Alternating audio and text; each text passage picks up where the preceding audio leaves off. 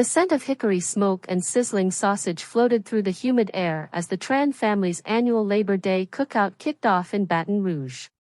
Kids chased each other through the grass, plastic plates stacked with cornbread and coleslaw clattered on folding tables, and my uncles argued about LSU football like it was a court case.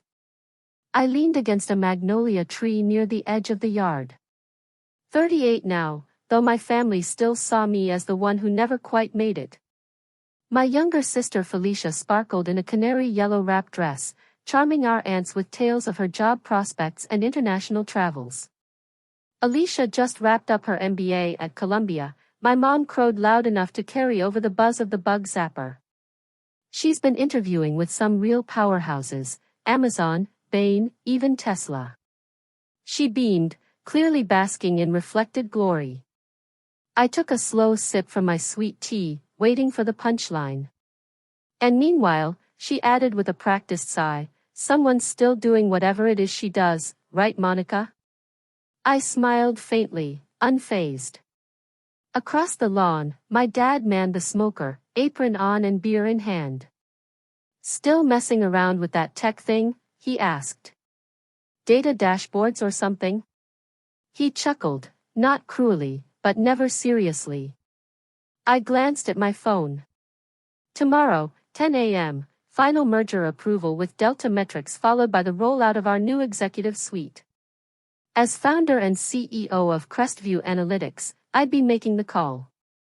Something like that, I said with a shrug. That's when Felicia clapped excitedly. Big news. I have an interview tomorrow with Crestview Analytics. Can you believe it? They called me directly. It's one of the top data strategy firms in the U.S. Applause rang out. Aunt Cheryl handed her a mimosa. I just smiled. She'd be seeing me again, just not in the way she expected.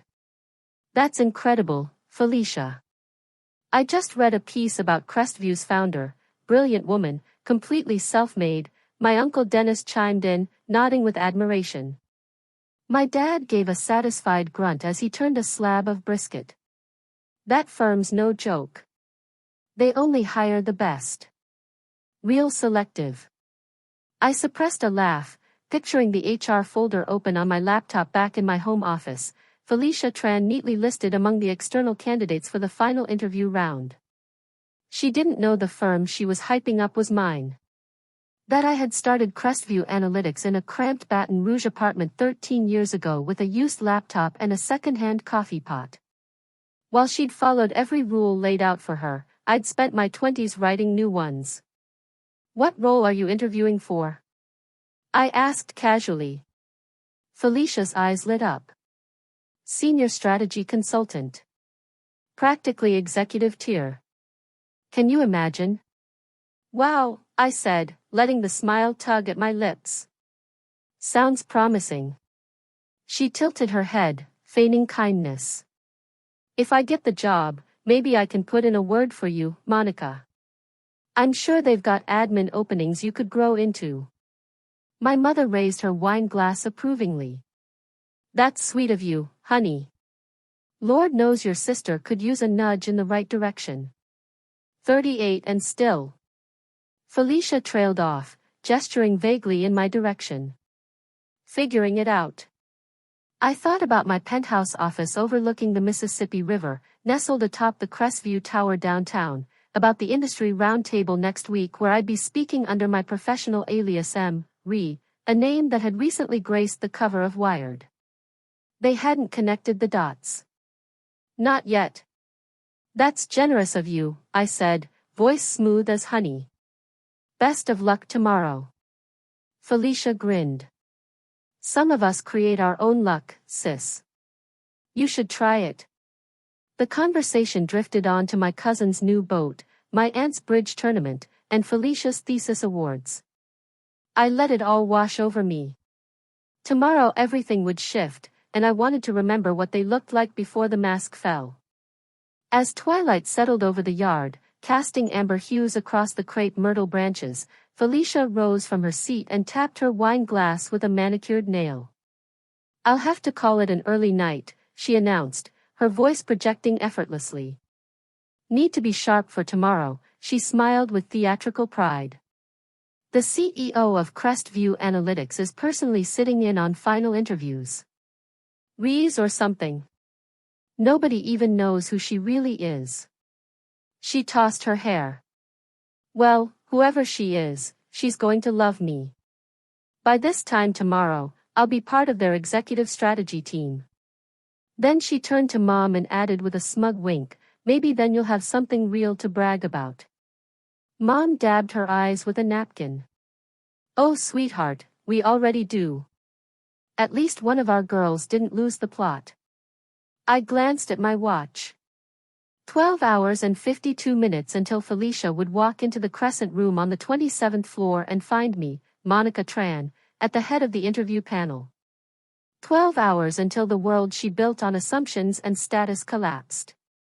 I stood and quietly gathered my bag. Early client call, I murmured. Oh, your little remote hustle, Mom said, distracted. Don't forget to Venmo for your father's birthday. Felicia already paid most of it. Again. I nodded and walked to my nondescript gray SUV, the same one I always brought to family functions. My real car, a custom white Mercedes-AMG GT, stayed tucked away in my downtown garage. As I backed out of the driveway, tomorrow, if you want to see Felicia's face when she realizes who's sitting across from her, hit subscribe. Because trust me, you won't want to miss what happens next. What a waste. Can't even land a real job. I smiled to myself, picturing the brushed steel nameplate on my desk, Chief Executive Officer, Crestview Analytics. Tomorrow, Felicia would finally learn what a real job looked like, and why she'd never have one at my company. By 6:30 a.m., I was already in my penthouse office downtown, sunlight pouring through the floor-to-ceiling windows overlooking the Mississippi River. The soft hum of servers warming up and the faint clatter of early arriving staff echoed like music through the halls. I had built every inch of this place, and today it would all come full circle. The slate gray Maxra suit hugged me like armor, calm, confident, battle-ready. As I skimmed the morning agenda, my executive assistant Jade knocked and stepped in. Your sister's interview is at 9 a.m. sharp, she said, placing a folder on my desk. She's in the lobby already. Got here 30 minutes early. Well, I murmured, that's new. Jade smirked. She also posted on LinkedIn. Manifesting my future as a Crestview exec. It's trending under women in leadership. Marketing flagged it. I stifled the laugh. Did she now? The folder looked polished. Columbia MBA, impressive internships, glowing references, but I knew better. Those internships pulled from our uncle's business network. Those glowing reviews? Family friends. A performance resume stitched together with borrowed thread. The board's asking why you're sitting in on this one, Jade added. Quality assurance, I replied, rising from my chair. How many interviews before mine? 3. All briefed. They'll dig deep. At 9 a.m., I stood behind the one-way glass of our top-floor conference suite and watched Felicia glide in, Chanel skirt suit, Louis Vuitton's air of unearned certainty. She shook hands with her first interviewer like she'd already won. For 2 hours, I watched the illusion fall apart. Every canned line picked apart. Every rehearsed story cracked open. Every polished title challenged and redefined. By the time Felicia reached the final interview, mine, her shoulders drooped, her voice carried the faint edge of doubt, and her once dazzling smile had grown tight and uncertain. Send her in, I told Jade. Felicia stepped into my office, failing, to mask her awe. Her eyes swept over the panoramic windows framing the Mississippi River, the abstract oil painting behind my desk, the soft glow of polished oak and brushed steel. She paused just long enough to take it all in. My back was to her, facing the view. Please have a seat, Miss Tran, I said, tone even and restrained. She sat down carefully, crossing her legs, hands folded. Thank you for taking the time, Mr. Ree. I know how valuable your schedule must be. I slowly turned my chair to face her, letting the silence do the work. Actually, I said, eyes locking with hers, it's Miss Ree. Monica Tran Ree. Her face drained of color. She looked to the nameplate, to the awards on the wall, to the framed Forbes cover with the headline Ree, the woman quietly reshaping data strategy worldwide. You, she breathed. Hello, Felicia, I said with a calm smile. Surprised to see your directionless sister running the company you couldn't wait to join? She blinked. Her lips parted. Nothing came out. The prepared answers, the pre-rehearsed jokes, gone. But that can't be, she managed. You're just some remote freelancer. That's what Mom always said. Is that so? I gestured casually to the accolades lining the shelves. While you were collecting degrees, I was collecting contracts. While you flaunted job offers, I was building a global client base. Every time you called me a failure, I was negotiating with Fortune 100s. Felicia's voice cracked. You tricked us. You lied. I met her gaze, steady as stone. No. You just never asked who I really was. No, Felicia, I replied, voice level and controlled. You all tricked yourselves. You were so busy assuming I was a failure, you never once stopped to ask what I was really building. I picked up my phone and opened my banking app, turning the screen so she could see. This birthday money Mom mentioned? Just sent my share. It's a 6-figure transfer. For me, it's a rounding error. Tears welled in her eyes, not the broken kind, but hot, humiliated, furious. So what now? She snapped. You going to tell the whole family? Make a spectacle of this? I shook my head. I don't need to say a word.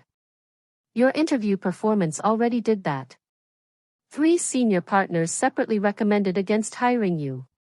Feedback was unanimous, too arrogant, too shallow, completely unprepared. Her voice cracked. You set me up. I gave you exactly what you asked for, a chance to prove yourself. I just happened to be on the other side of the table. I stood, brushing down the front of my suit. You should look elsewhere, Felicia. Try building something real next time. Something not propped up by hashtags and Uncle Charles's endorsement. She rose unsteadily. Her expensive heels suddenly looked clumsy on the polished floor. The Chanel blazer she wore like a crown now hung like a mask, ill-fitting and exposed. Do Mom and Dad know? They will, I said, stepping past her to the door. I'm sure you'll tell them all about your interview with them, Ree? I pressed the intercom. Jade, please escort Miss Tran out and cancel my dinner with the family. Yes, Miss Ree. I've got a board meeting that requires my full attention. As the door clicked shut behind her, I heard her voice crack in the hallway, followed by a muffled sob.